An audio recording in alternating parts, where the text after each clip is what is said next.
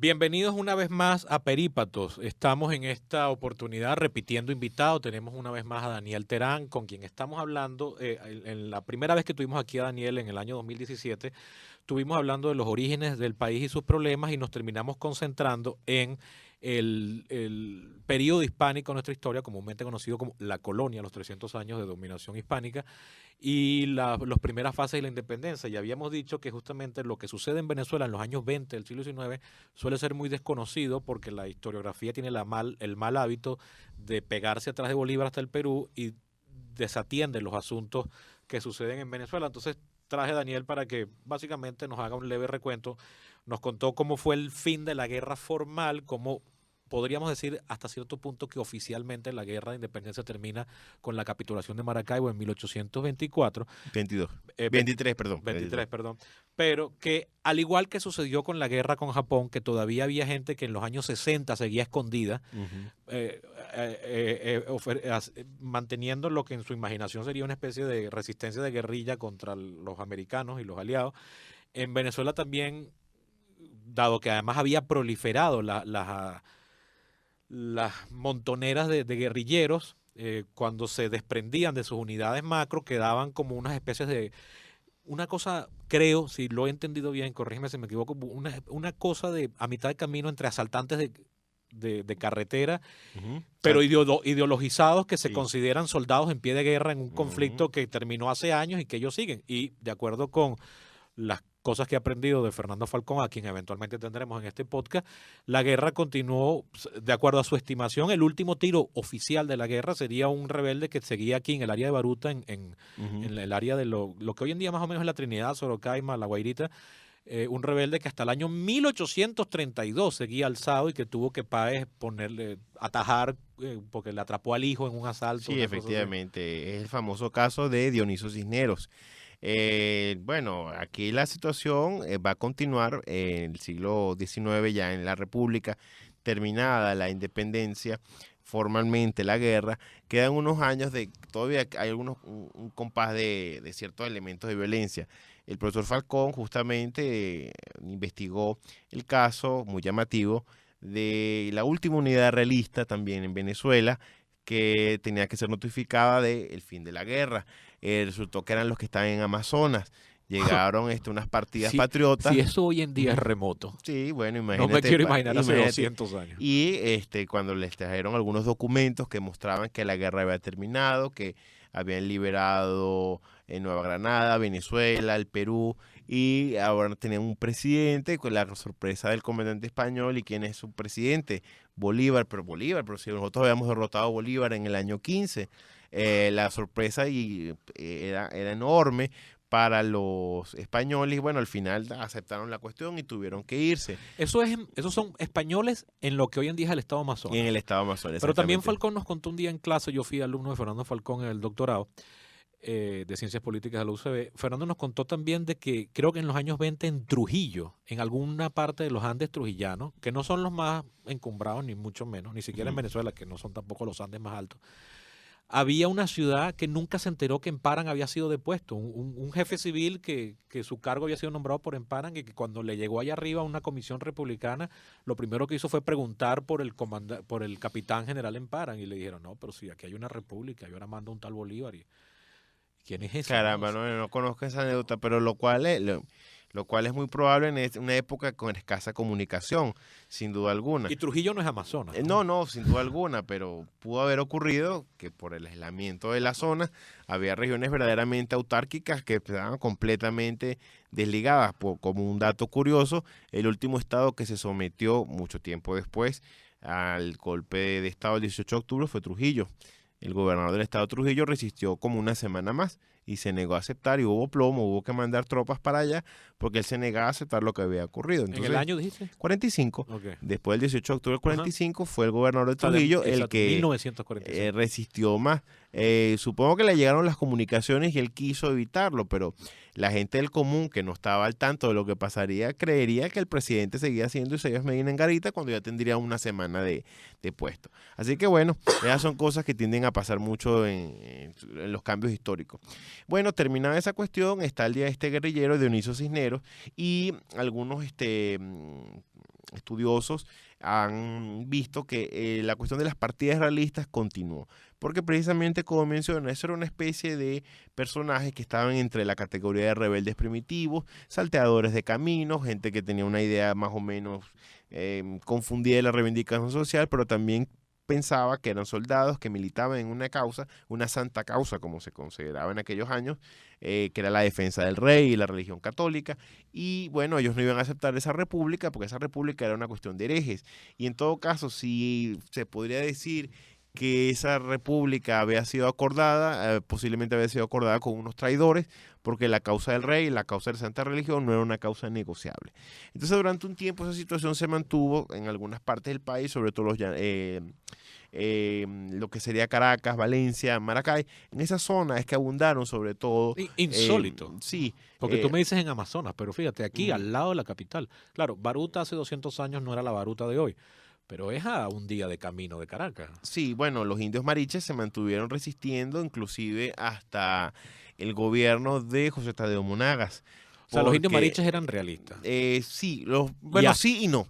O se decían realistas. Habría que aclarar que ellos fueron soliviantados por la causa realista para que se opusieran. Ellos además defendían sus tierras. Evidentemente la zona que actualmente conocemos como Mariche está más o menos urbanizada, pero hace 200 años no. Entonces esos eran sus territorios y ellos ahí iban a dar pelea. Entonces fueron soliviantados para que echaron varilla. Y imagínate tú, estamos hablando de Caracas, la capital de la República. Ya ha quedado mucho tiempo atrás el periodo colonial, el periodo hispánico de conquista y poblamiento del territorio, y había unos indígenas cercanos a la capital que echaban broma, resistían, y bueno, una de las causas por las cuales resistían, porque les dijeron los realistas, defienden su territorio, que quedan unas personas a quitárselos. O sea, que si resistieron hasta José Tadeo Monagas, estamos hablando de la década de los 50. Bueno, estamos hablando 40, acuérdate que Monagas empieza en el 47, vamos a suponer que se pacificaron en el 49, pues. Bueno, estamos hablando de más de 20 años. Sí, sí. Entonces, bueno, eso precisamente nos permite entender que esos 20 años que quedan, que algunos historiadores consideraron que no era tan importante, que lo han colocado en un segundo plano, que crean aspectos desatendidos que los historiadores luego, a posteriori, tienen que, cuando revisan la historia, atender, nos indica que el país queda muy convulsionado por la guerra de independencia. La guerra de independencia fue un fenómeno que va a marcar su impacto durante más de un siglo. No es casualidad que Manuel Caballero llame el periodo que es la Venezuela República en el siglo XIX el siglo de la guerra, porque justamente lo que le da a la nación venezolana la condición de independencia, de permitir crear un Estado, es la violencia, y el uso de las armas va a ser de alguna manera la forma cómo se hace política, la forma como se entienden las reivindicaciones. O sea, la palabra y la pluma quedan en un segundo lugar porque la espada y el fusil pasan a tener precisamente la voz cantante en Venezuela. Y bueno, de alguna manera nosotros nos salvamos de que el inicio de nuestra vida independiente y autónoma, es decir, ya no de España, sino de la Nueva Granada, no haya terminado en una guerra contra el país vecino o una guerra civil, porque, bueno, se muere Bolívar y hay un intento de que la cosa no llegue a mayores. Pero esta crisis de la cociata que comienza justamente en la década del 20, del 19, que comienza en el 25, 26, 27, que tiene su origen porque supuestamente corren rumores de que España nuevamente va a intentar invadir Venezuela, quiere volver a intentar una revancha. Este es el temor a la Santa Alianza. Sí, exactamente. Pero que la Santa Alianza repuso, aplacó el motín de Riego en España. Exactamente, mandaron los 100.000 hijos de San Luis. Corrígeme si me equivoco, en España se estaba preparando, en 1820-21. En el 20. En el 20 se estaba preparando un gran ejército expedicionario para mandarlo precisamente a América a reconquistar las colonias. Y ese ejército lo que hizo fue alzarse contra la corona y obligó al rey a jurar la Constitución de Cádiz de 1812. La Santa Alianza, que era una especie de coalición muy conservadora de naciones promovida por Austria, Prusia y Rusia, me estoy poniendo así medio, o sea, porque la Santa Alianza va en Un movimiento antiliberal. Sí, pero es un complemento al Congreso de Viena, ¿no? Sí, más o menos. Exacto, es algo que Metternich, el famoso canciller austríaco, se da cuenta que el rey el zar de Rusia se mueve más por este tipo de pactos de carácter místico que por un acuerdo firmado como los que se firmaron en Viena, ¿no? Entonces él promueve esta como una especie de acuerdo paralelo del cual Inglaterra no quiere formar parte, para jurar, combatir las ideas liberales donde quiera que se propaguen, como una especie de cáncer, diríamos hoy en día, ¿no? Y resulta que estalla la revuelta en España y es el único lugar donde la Santa Alianza llegó a hacer una invasión, a reponer los principios monárquicos. Ejército que fue liderado por Francia. Y los famosos 100.000 hijos de San Luis. O sea, Francia pidió ser como una especie para probarse que ellos estaban curados del mal revolucionario.